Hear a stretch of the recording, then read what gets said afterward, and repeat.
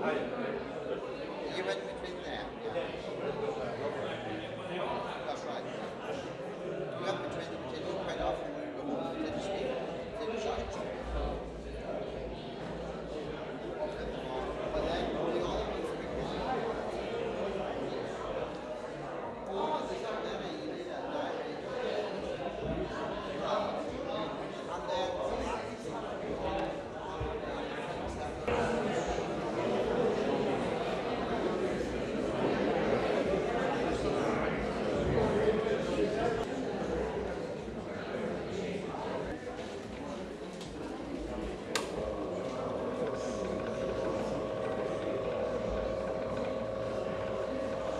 How long would it take that to make butter? Huh? How long would it have taken to make butter?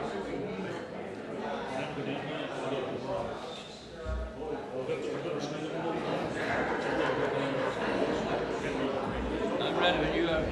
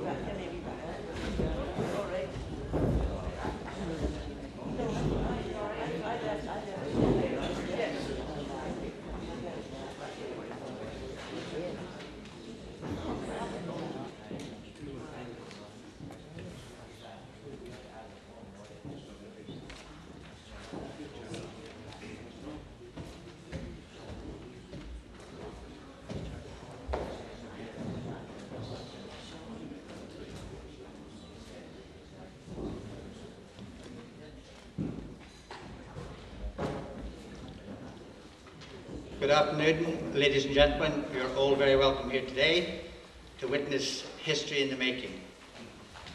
It's part of the official launch of Maghera Roots, and that is a recollection of the farming methods and practices used during the 20th century by a group of farmers from around the area, and you can see them sitting to my right here today.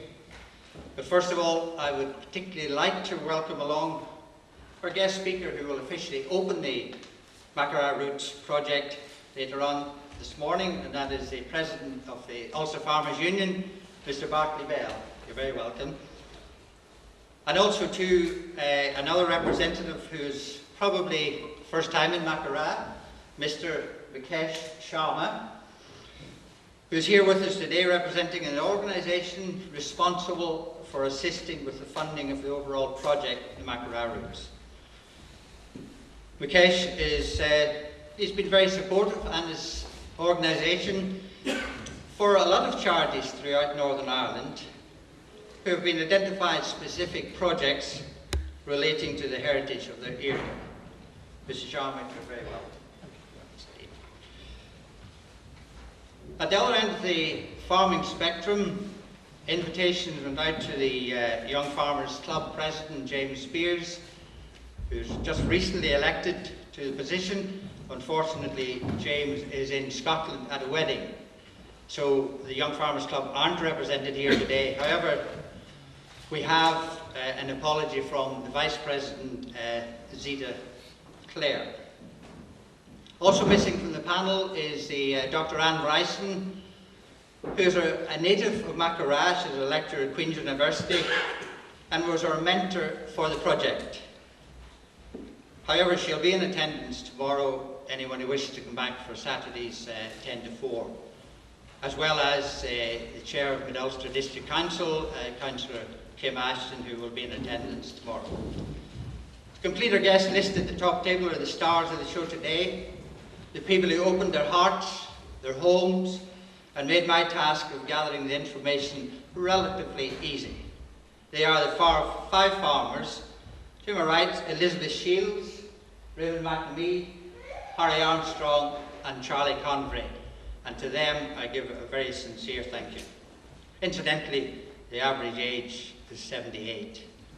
So there's a wealth of knowledge there, there's a lot of information they have gathered over the years throughout the farming circles, and they like to share with us all their ups and downs, the good times, the bad times, the advantages, the disadvantages of farming life in the 40s, 50s and 60s. Before I call on my special guest to say a few words, I would like to invite Mr. Sharma to speak on behalf of the funding body here today. So a very warm Maghera welcome to Mr. Sharma.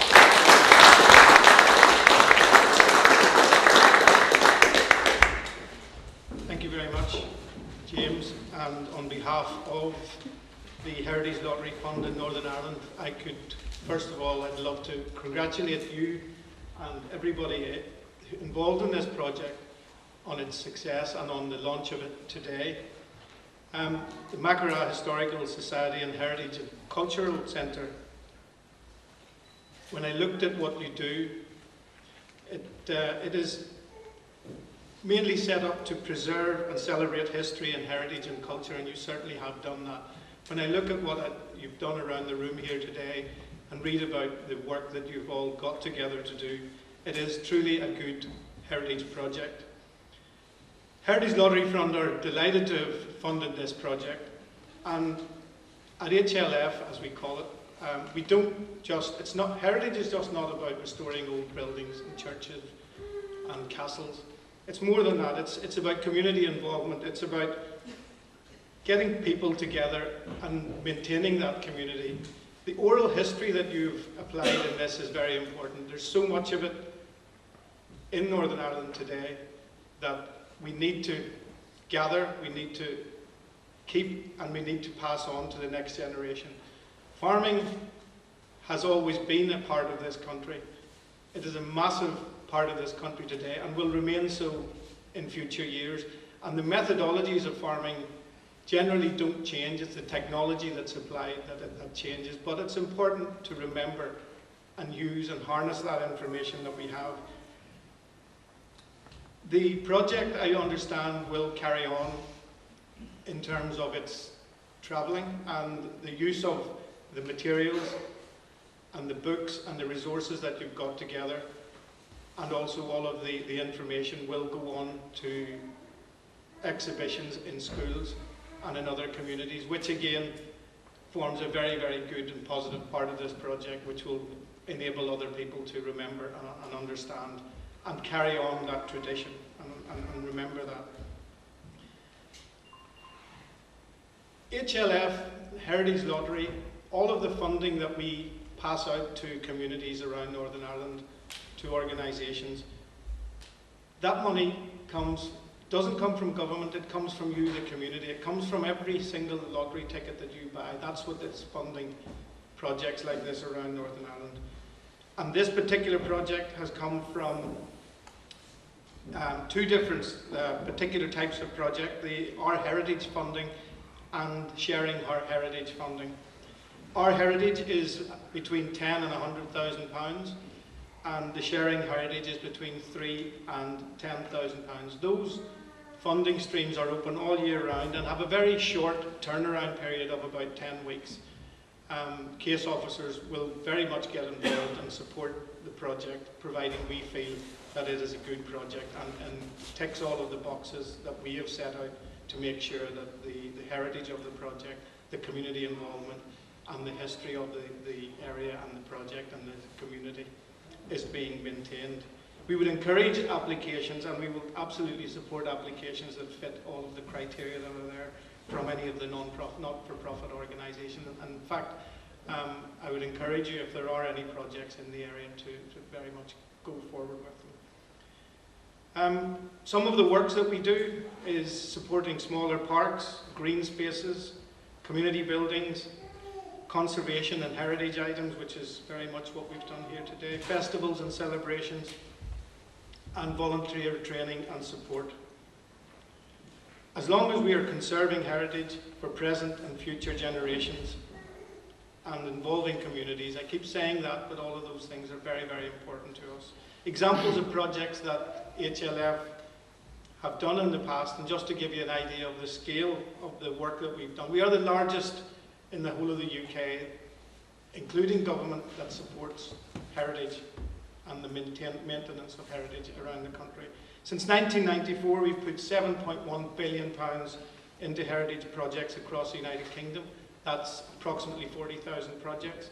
In Northern Ireland, on a local basis, 209 million has been put into communities, and that's around 1,300 projects. Some of the larger scale projects that you would be familiar with are things like the Ulster Museum, the SS Nomadic, Enniskillen Castle, and a couple of the ones that are due to complete very soon, some very large scale projects, is Hillsborough Castle, which will open itself up as a visitor's attraction before the end of this year, and the old drawing rooms down in the Titanic in Belfast, which will be opened as a period hotel in Belfast around that time. That's all I've got to say, except that once again, congratulations on the very good work that you've done here today, and I wish you well in the future of this project as it continues to tour around the area. And I'll hand you back now to your host for today. Thank you.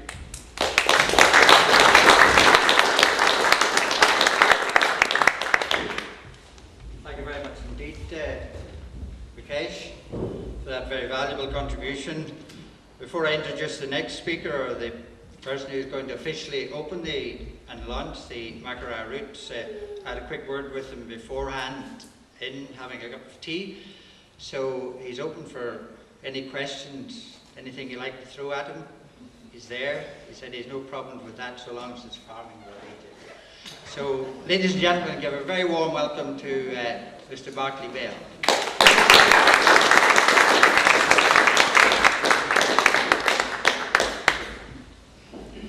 Thanks very much, James. I'm not exactly sure that we agreed on what James was saying there, that you can fire any sort of question at me, but I have to say that, first of all, can I express my very best thanks to the Maghera Historical Society for inviting me here today to open your new exhibition, Maghera Roots. You know, this is a tremendous piece of work for a local community to take on, and when your community, or when your project manager Maeve sent me through some of the background to the exhibition, I found it absolutely fascinating.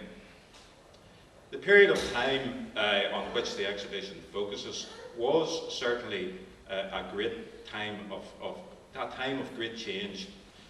And when you think that that was probably the introduction of the tractor, really the launch of the tractor here in Northern Ireland. Of course, we had Harry Ferguson down in County Down. We can claim a County Down man got the tractor going. But when we look at tractors, then, and when you now look at tractors today and just see the developments that there have been around tractors, you know, you do realise the huge contribution that they have made to the whole farming industry.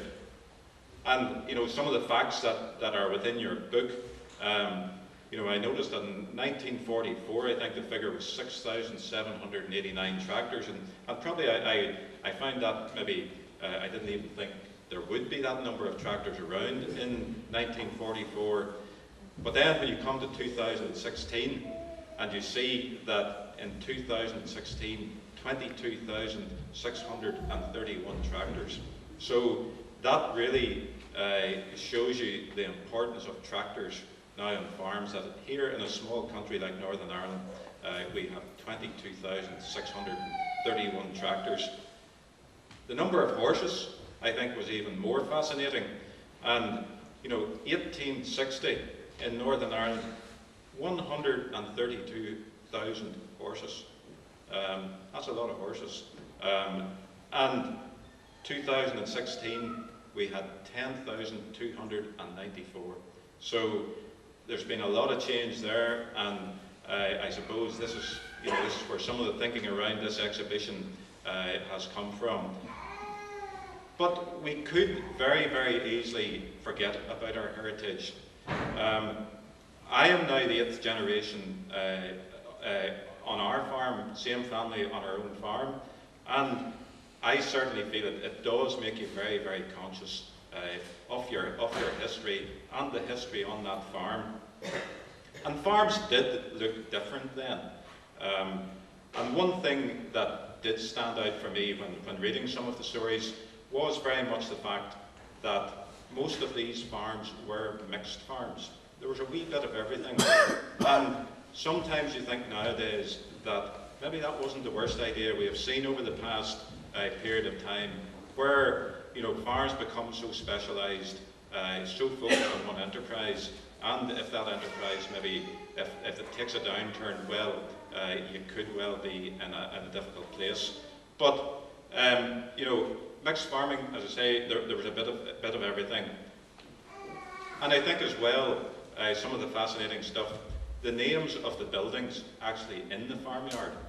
And a lot of those names are probably gradually disappearing. I mean, I know there's, around all our farms, there's probably still a bit of the old farmstead. But, the barn loft and the bar and the turnip house, all names like these that, we don't use names like that really an awful lot now. And it's just, it has been the whole process of modernisation on our farms. Farms were a hive of activity, and it was hard manual work. But we have to say farming, it created employment, and I think it also promoted a great community spirit with everyone. I have to admit, I just about remember the thrashing day. And, that was when all your neighbours rallied round. And, you can remember all the cups of tea and everything else that were made. And I think even people's eating habits at that stage were different, where you had, you had a real good break in the middle of the morning for maybe a bit of soda bread or whatever. You probably had your dinner in the middle of the day. There was afternoon tea. There was tea again in the evening, and probably at that stage as well, the farmer's wife was a very, very important person on the farm. There again, we have seen huge changes around that. In that, probably now when you go around most farms, you'll probably not find the farmer's wife. She probably will be out in another job. I suppose one other thing when I started to read some of the history, I started to go back to my own memories as well, and the memory of gathering potatoes. And at that stage, I think you always got a week off at Halloween from your local primary school, and probably it was supposed to be Halloween week, but I think it was commonly referred to as potato gathering holidays. It was hard work for the first day, but once you got your back sort of broken in that first day, you could go on a bit better the next day, and by the end of the week you had probably a nice wee sizable pot of money gathered up, and it was all useful. And I think something else sort of flashed back into my mind as well. Those were the days of milking the bar and the old creamery cans. And I suppose maybe once a week, twice a week on a lot of farms, you did churn, and I see a churn sitting over here. I have one particular memory, I suppose, in our own house, in the pantry. Another word that's probably not used an awful lot now either, but I remember the lid coming off. My mother was churning, and I remember the lid coming off in the pantry, and it was a bit of a mess now. It took a while, so I wasn't very happy. But as I say, churning, pantries, I mean, those are words that could so easily disappear. And it is through exhibitions like this, and when we see some of the pieces of all these sort of relics sitting around, certainly it does remind us of all those days. But who would have thought that probably back in the 40s or 50s, that today it would be possible that robots are actually milking the cows, and that's how much the whole industry has moved on. Technology is moving at a frightening pace, and that is why it is great that you have recorded all this information. I am sure, I'm sure our historians will look back in 50 years, and they will take a look at some of our current practices, some of our current equipment, and those too will be relics of the past. But I think in all of this, the principles of agriculture still remain the same. We as farmers, we are stewards of the countryside. Our soil and nature, those are our #1 assets. And as farmers, we want to continue to provide food security for a growing population, and we want to provide food which is safe, which is traceable, and produced to the highest standards. Those post-war years probably were a time of, a time in our history when food was really valued. I'm not sure that in this country now that food still carries those same values.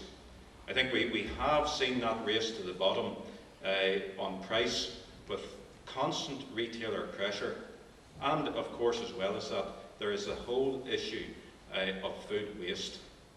This is not sustainable. The whole food chain must operate in a fair and more equitable manner. However, today is far from a day for making an industry statement, but what I am saying, I suppose, here is that through your exhibition, that you have recreated the importance of farming and the importance of farming through the years. In 2018, next year, the Ulster Farmers Union will be 100 years old, and we will try and mirror a very similar story to what you have achieved here in Maghera. We hope to stage an exhibition in the Ulster Folk Museum in May 2018, and if any of you that have recreated or have created this exhibition, if you have a wee bit of spare time in your hands, we would be delighted to have you on board. We could very quickly give you a job. But can I once again thank the Maghera Historical Society for their very kind invitation here today. The only thing I am now starting to realise is sort of my own vintage. Yesterday I had to address Greenmount College Prize Day, and I was a student there many years ago. I never actually thought I'd be back on the stage addressing them at Prize Day, and even worse than that, a couple of weeks ago I did have a phone call from the curator of my own local museum, the museum in Newry, and he wanted me to recall my memories of farming. And I thought to myself, what age am I getting to here? And I thought the next thing I'd probably be in the museum. But as I say, it's great that you're recalling all your heritage, and this type of event, it just doesn't happen. And I have to say, huge congratulations to the society here.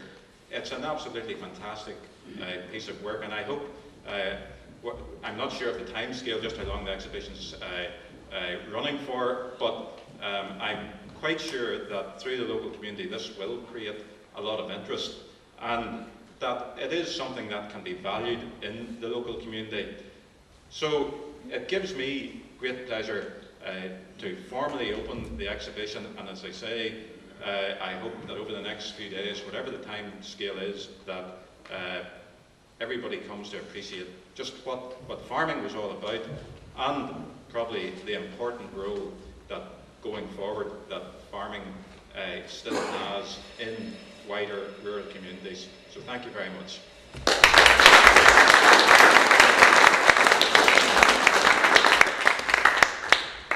Thank you very much indeed, Barclay, for those very kind words.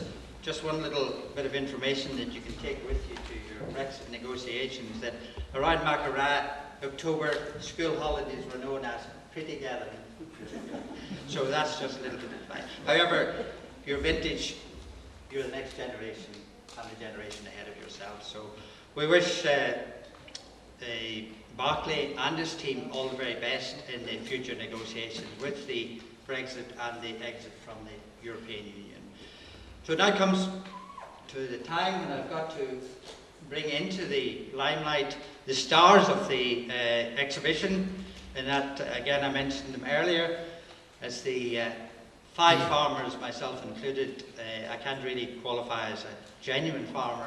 However, the other 4 to my right, I would like to ask a representative from the group to say a few words on behalf of the farmers. So, Raymond McNamee, a round of applause.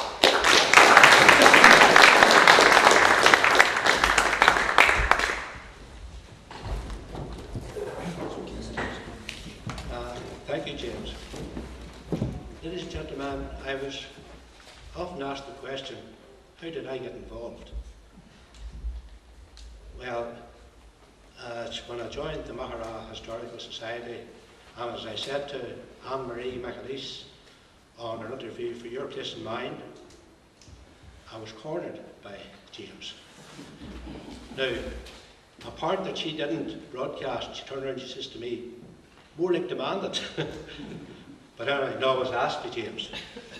And I'm glad that I did, because it gave me the incentive to get a lot of stuff that I have here pulled out of a shed which has been lying there for maybe 60 years, to get it cleaned up, get it in good working order.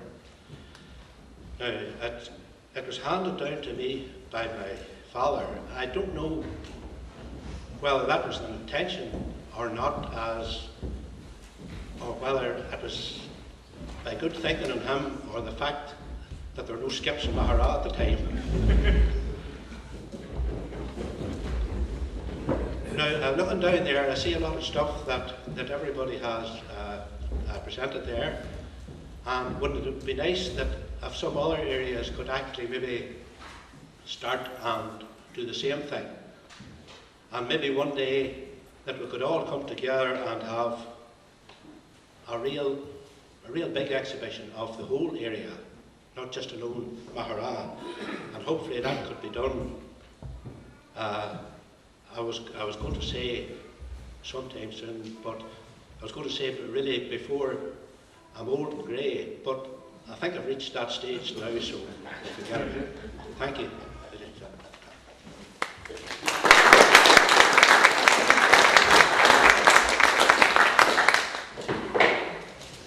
Thank you very much indeed for those words.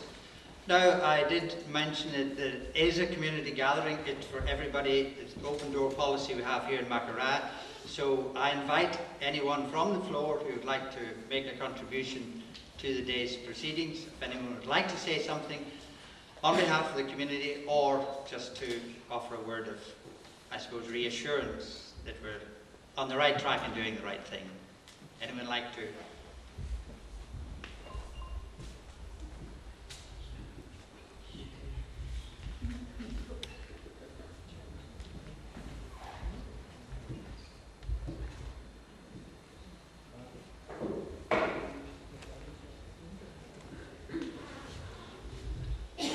It's remarkable, earlier on this morning you couldn't have heard your ears in here for people talking. Yet now we've got to the stage where... However, Barclay Bell, the President of the Farmers Union, also Farmers Union, has said he'll take questions if anyone wishes to ask him a question now, or offer him support, guidance, reassurance, or whatever. Advice. That's a very good word, advice. So would anyone like to pose a question for? So, well, I'll ask a question to him. I'm not going to put you on the spot. I'll just say, how do you feel we are going to end up in 12 months' time with the negotiations during the period of, I suppose, really a little bit of uncertainty for the farming community? I think, yes, it is a period of uncertainty. I think for anybody's business, all they want is a bit of certainty. And farming is like any other business. You know, it's not just something that happens on a yearly basis. You do have to plan ahead for a period of 4 or 5 years. There are opportunities and there are many challenges. And you know, at an early stage in the whole debate, we identified that the big issue in all of this is the whole issue of trade and trade deals. And should Britain, the UK, go out and do deals which allow food into the UK which isn't of equivalent standards to the standards that we are producing here in the UK, in Northern Ireland? You know, we as farming unions have a serious problem with that. You know, that why should we have to produce food to a certain standard only to see food coming in of lower standards? So, as I say, I think the number one issue in all of the negotiations is the whole issue around trade and trade deals. And of course we have the situation here where there is so much trade happening between north and south. I think what we have seen over the past few weeks is that a lot of industry bodies, not only in farming, but a lot of industry bodies are saying that in that transition period that we should have something akin to a customs union. Now, I fully appreciate that all these terminology, a year ago I was completely baffled by them. I have a little more knowledge around what all this means now. A customs union basically would mean that in that period of transition that it means that the UK can control immigration, but it means that we would have continued access to the EU 27. There would be no strict restrictions on trade. The only thing we couldn't do is that as the UK, we couldn't go out and negotiate new trade deals with third-party countries. So we're saying that in that period of transition, and it's a message that's coming from CBI, it's coming from a lot of industry bodies, it's coming from some of the other farming unions, that would be probably the best solution. But as I said, at an early stage we identified trade, we identified the issue of labour, which is a very big issue for the processing sector here. Anywhere up to 65% of the workforce in our processing sector is migrant labour. The other issue that was one of our four key areas was the whole issue of regulation. For some of our farmers, you know, they maybe thought that when we would leave the EU that we would see an absolute bonfire of regulation. That is not going to be the way. There may well be, over a period of time, that you will see, rather than a revolution, you'll see evolution. You know, that regulation will gradually change. And the final thing, which is still very, very important to all our farmers, is the whole issue of agricultural support. And I think something as consumers people need to remember is that by supporting the farming industry, it's actually probably reducing the price of their food in the shop. And when you look at what the housewife, sorry, you're not allowed to use the word housewife, when you look at what the consumer spends on their weekly purchase of food, before we went into the EU, we were probably spending somewhere around 30% of our household income on food. That figure today stands at 12 to 13%.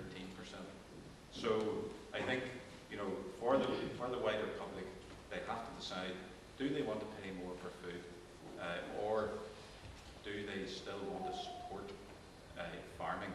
And maybe the way we talk about support to farmers should change. That it moves away from talking about farm subsidies and maybe talks more about actually supporting food. But in all of this, I think there's still big opportunities. UK is still only 60% self-sufficient in food. So, you know, we can up our game. We can produce more food if we get the right signals from government. So it's still all to play for. It's probably still relatively early days, but you know, we have to keep fighting our farm. Thank you very much. Thank you very much indeed.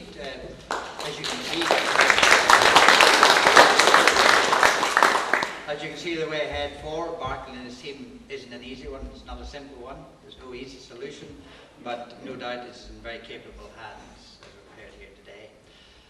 So just briefly before we call upon the final speaker to round up and wind up the proceedings, I would just like to say a few words on behalf of the Society, the Historical Society and the Heritage and Cultural Centre, what we really stand for and the reasons behind myself embarking on the very ambitious project resulted from the writing of the book From the Bay to Maghera. That was myself reminiscing and growing up on a family farm about 2 miles from here, how I saw it through my eyes and basically what life was like in the 50s and 60s. There were times when I thought questions were posed and I thought, well, perhaps if my mother or father were around today, they could fill in the blanks that my memory was playing havoc with. Here at the Heritage and Cultural Centre on the Coleraine Road, it was established in 2015.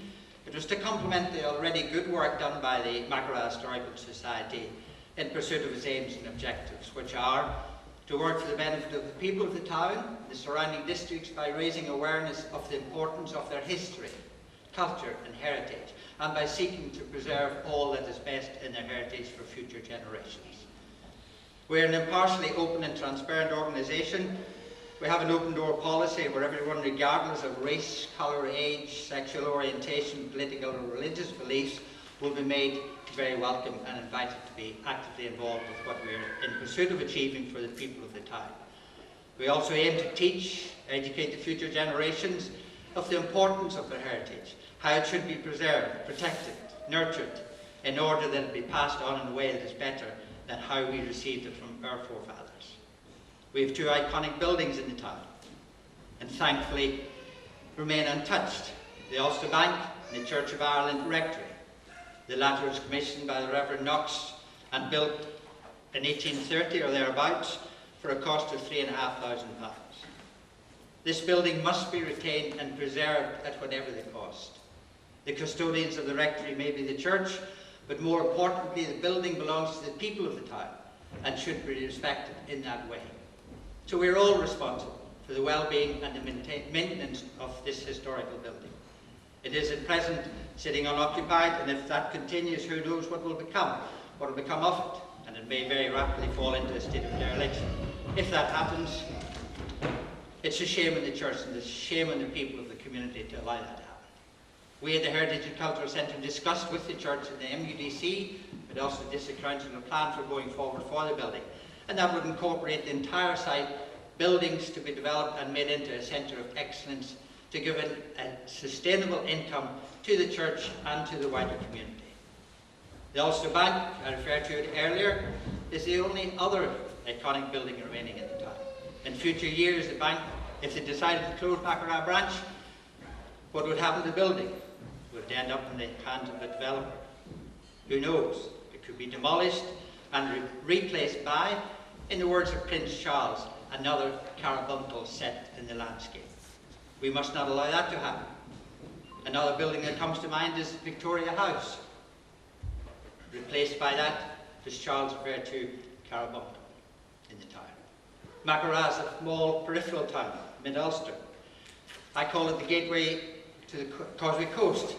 It has a lot to offer, but it also requires development for that. I ask the question, is Maghera a welcoming town? That question, in my opinion, requires a positive and a negative answer. Yes, the people are great. They open their arms, they embrace the visitor, the tourist, they make them feel very welcome, but sadly, they have to let them go, and there's nothing in the town to keep them here. No, the town is not welcome. To the stranger, their first question to the locals when they arrive is, where's your tourist information centre? Maghera doesn't have one, and that is something all rural towns should have. I've been flagging this over the past 2 years. I've also offered part of the Heritage Centre as a tourist hub. However, as I mentioned earlier, Maghera is the gateway to the Causeway Coast. Next town is Garba, excellent museum there. Coleraine, a formidable shopping town with many interesting historical features. Then you travel on to Portrush, Port Stewart, Bush Mills, Castle. This leads to Larne, the other gateway to and from the province. Maghera is a town with lots of potential, so now is the time for the people, the community, the organisations to explore all avenues together, and the communities must come together and develop this untapped potential. Ladies and gentlemen, those who shout the loudest will always be heard. That is lacking at the moment. We haven't got a coordinated policy here. We're not working together. We have to get together. We have to make it happen. Our future plans at the centre are to expand into facilitating more community events, such as we did the Storytelling Festival, involve the local people with stories to tell, poetry evenings, where local amateur poets can bring their writings to the public domain by using the centre as a platform, lectures, genealogy, and much, much more. The Agriculture Show coming up on the 5th of August this year, it involves all the communities. It is something for everyone. The further development of the Maghera roots we've done at the moment will expand into and incorporate farming in the 70s through to the 90s. A field naming project, we've started that. A People's Park, man-made lake for wildlife and the extended high school site. These are all possibilities. But there is only a window of opportunity, and that, unfortunately, will close in the very near future. Maghera must stake its claim for part of that financial funding, which was mentioned earlier on by Vikesh. I'm in my twilight years, after a long and successful life. However, I will continue to do what I can to ensure the heritage, buildings, historical sites, and other artefacts are preserved, protected, and passed on to future generations. And we've got to do that with pride. To help in our journey of endeavours, I send this message out to the Mid-Ulster District Council and our elected members. Please put in place a heritage officer. We don't have that. Our neighbours, our nearest neighbours, in the south of Ireland, each council has a heritage officer who deals with the communities, brings together the communities in advice and guidance. So we must have that in place if we're going to preserve our heritage and our culture. In conclusion, I would like to extend my sincere thanks to the other person who made this very possible. That is the editor, Maeve O'Neill, who was the one who did the editing, the graphic designing, the proofreading, the grammarian, project manager, publication, you name it, she did it and was part of it. And we eventually produced the Maghera Roots book. To the farmers involved, Charlie, Harry, Raymond, and Elizabeth, who opened their hearts, their houses, their doors, and gave me the information when I was doing the oral interviews with them. So to them, I extend a very sincere thank you. To Vikesh Sharma and his team at the Heritage Lottery Fund, who supported us financially for their belief in us to make this project work. Many thanks to the Reverend Gareth Stewart, Kenneth Shield, Robert Paul, and the Presbyterian Church for their help and cooperation. To Sherry Stewart and her team, an excellent team of ladies who supplied marvellous food here today. Finally, ladies and gentlemen, I would like to thank my committee and the people around me who made this task a little bit easier. It was difficult when we set out at the beginning, but we achieved our aims, we followed through, and I think if you have someone who can take a lead, make things happen, then other people will fall in behind and help. So ladies and gentlemen, if I've missed anyone, I thank you all very much indeed. I'm looking down here and I see some very familiar faces. Some of them look a little bit older than when I saw them the last time, going back 40 odd years ago when I moved away from here to other parts of the country, to the world. So, ladies and gentlemen, we have the Maghera Roots book on sale. There's other publications that we're doing. This we're expanding upon. So, I ask you to support us, help us in any way we can. If we make it happen, we will get the support from other people. And that is something we've got to do. We have to take the lead. So I beg and I ask you to row in behind us, help us make this all possible, and do as the farmers have done. Come in, offer what you have, make it happen, and we will organise and make it into a result.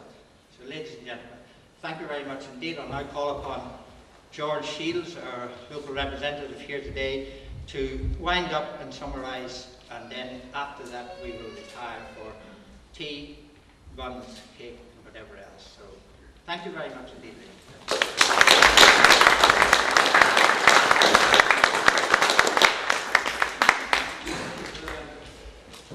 wind them up, did you say? Right. I'll just remain here, is that okay? That's fine.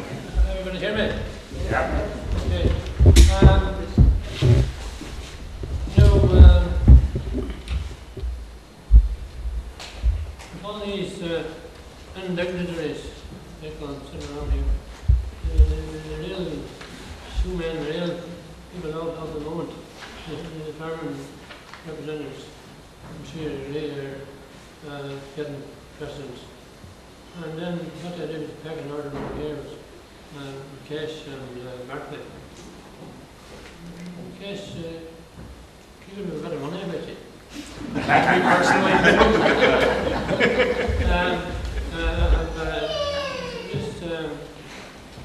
Just say a word or two first of all about the society and my involvement, which is very peripheral. I'm a member, and that's all a member. Well, I just hope that doesn't mean I'll be dismembered someday, but the work that they do, logging information from the past for the present and for the future is invaluable. And I think the Heritage Gallery recognise that there's a lot of these wee gold mines around the country. And it's getting in there and mining the information for posterity. MHS are custodians of our past, as I say, and the main thing is to get it right, not to add 2 and 2 and get 5, 6 to the facts, and they're doing that. The second thing is getting the road of giving the facts to the community, because you misrepresent history so easily. Somebody said that if you don't know where you're coming from, you don't know where you're going. And that's very true.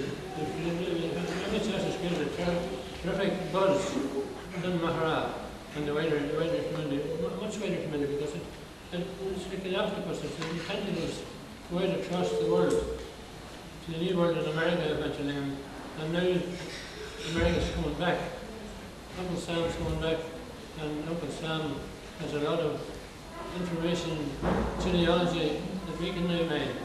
They used to depend on us sending them information, but now they're coming back and they have made information, and when they took photographs away to America in the past, photographs from Maghera and relatives from Maghera, they held on to them. We didn't, we kept them around the house and lost them. And we got to say in the back of them who was on the photographs. And there's a man of stuff out there that MHS will be living about. There's a job of work to do there, a tremendous job of work. But it can be endless, endless. We'll be all dead and gone before soon. But anyway, it has to be done. James and Maeve now have worked tirelessly for their organisation and through that for the community. Doesn't matter who comes to the door, if they have a story to tell, they'll listen. And that is written down in text is used for the future. Very important, most important. I'm involved in storytelling, but you never ever hear me saying, don't be telling stories. You must tell stories, you must, and we're all storytellers in our own right, we don't know it, but we are. I think of Dr. Love, a very famous GP who served the people in Maghera well for a long, long time, 50 years I'm sure. And he done MC a lot of events. Now he told them the only thing I was saying is listen here, there's a dry toilet. Now Dr. Love, the story of that, dry toilet. And he told about this neighbour who went to visit his daughter in a very fancy bungalow. But his house was the old style with the toilet up the backyard, the dry toilet. And he came home again and he met his neighbour, and the neighbour said, well, John, how did you get on? Had you a good time? I had a great time, aye, but after he says, you know, when you wanted to go up the back, you had to go up the stairs. People of a certain generation wouldn't know what that meant. I think it wasn't a bungalow. But I look around the artifacts here today, and I noticed that specs for hens and rings for boars and bulls, and here I see it. Should that mean it was the right marriage in the rings job for these poor creatures? I mean that's a joke every way. That's where. But I noticed the washboard, and I had somebody say on the washboard, and if a gentleman he wasn't too good of hearing, and he collapsed in the corner. It turned out that he was in DLA, and I thought he was going to have to stand aboard. And the only standing aboard in the old days was when you had to go and stand a medical board. Otherwise, you're sucking any money. Anyway, but yes, can I say a word or two about these two organisations? The lottery is a tremendous asset for the community. Even body and soul together in a lot of communities. A little money goes a long way, and if you can get a wee bit going in a little, all the better. Your organisation has kept it's going. I don't know what would have happened if it hadn't that facility or the money coming through. And I understand that you have a facility, another facility for faith-based groups who would want to take a lot of the money. There's a facility there for that. And I don't want to override the funding because I'll probably have another application until maybe more long. The receiving end of the funding may say, partly, you see, first of all, that I'm very worried about the maize in the rural community. What's going to happen? And even Brexit out completely. The rural community has been on the way down for a long time, and organisations like Casey said are helping to keep it up. But you're looking at church schools, you've got church schools, your post office schools. It doesn't really matter which order they go on, but they go eventually, and the community dies, and they look at shop schools. And we've seen that all around the country locally here. You can go back and log all the roadside shops that were. They, one by one, closed. And then the village shops started closing. They're nearly all closed now too. And you've nothing living in these villages, only older generation. There's nothing there, no such thing. And that, I think, is a big problem. And I don't know how it's going to be resolved. If you like to do your best on it. Really and truly, I have not a lot more to say. It's just that this matter is a tremendous facility and must be read and reread, and no doubt James in the future attitude. Yeah. And some other complications. Well, we're hoping to cover the 70s, 80s and 90s. It's a three-phase, 10-year decades, 3 decades, and then we do the 90s through to the present day. So that would be the next program that we'll be embarking upon. If we can get the help and support and identifying the farmers or extending the farmers who have already taken part. So that is on the cards. But again, it all depends on funding. We try to do as much as we can to raise as much money as we can ourselves. We'd like to show that we can do it, and we have done it, and we've been very well supported by the Heritage Lottery Fund and various other funding bodies. And for those, we cannot say enough or show enough appreciation. And we would like to bring about the next edition, which would be the 70s, 80s and 90s. Just finish one or two comments. I looked in the room and seen all the artifacts, and I thought of the 5 farmers involved for shop and field. And I thought that it's a bit like, I know there's 4 runners that are in the race, but we'll put an extra one on this time. And you're handing the baton on to the next generation. And it must be handed on well and in good order and truthfully. And you're involved on that, and I commend you for that. I really do. The other thing I'd like to say is the 20th century, and it's some representative and artifacts here. During the 20th century, agriculture had two revolutions.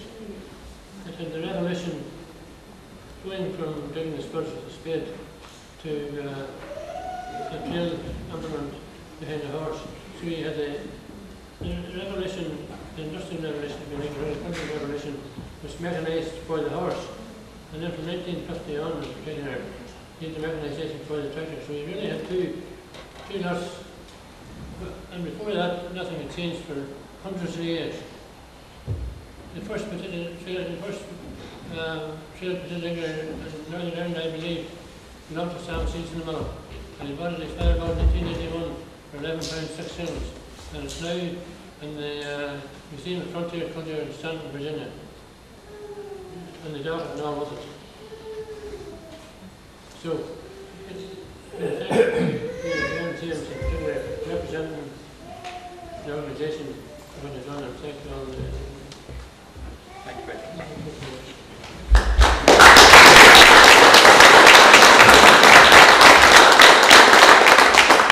Thank you very much indeed, George. I know because you're under a little bit of pressure here for catching a flight. However, I would like to say to you the book is available, and I look around and I see some familiar faces here just to wind up. The supporters of the agricultural show coming up on the 5th of August. We have had a great response to sponsorship, and especially to Cunningham Covers for underwriting a lot of the prize fund today to Swatter Co-op, who rode in behind the sheep section, which is new at the show this year. It's for everyone. It will be on the Mullock Road, the show field in the Mullock Road, belonging to the mantle of the Presbyterian Church. And it'll be there on the 5th of August, so just a little boost there on that one. Also, the book is on sale at the door, and it is a very interesting read because it's about the people of the town and the area. There's no strangers involved in the book. It's all to do with the local people, the locality. So it's well worth buying, as are the magazines at the door, the Maghera Times we brought about as well. So that is published twice annually, and they're for sale at the door. And the other one is Linen on the Green, a local history of the linen and flax mills in Upperlands by the late Wallace Clark, and also Chapter and Verse, a compilation of stories and poems by George himself, George Shields, and that is all available through or from the Heritage and Cultural Centre on the Coleraine Road in Maghera. Ladies and gentlemen, tea, coffee, biscuits and buns is all available for you to partake with within the kitchen, and I wish you all the very best, and I thank you very much indeed for your support. To Bartley Bell, Vikesh, Shama, Charlie, Harry, Bryn and Elizabeth, I can say a very hearty thank you.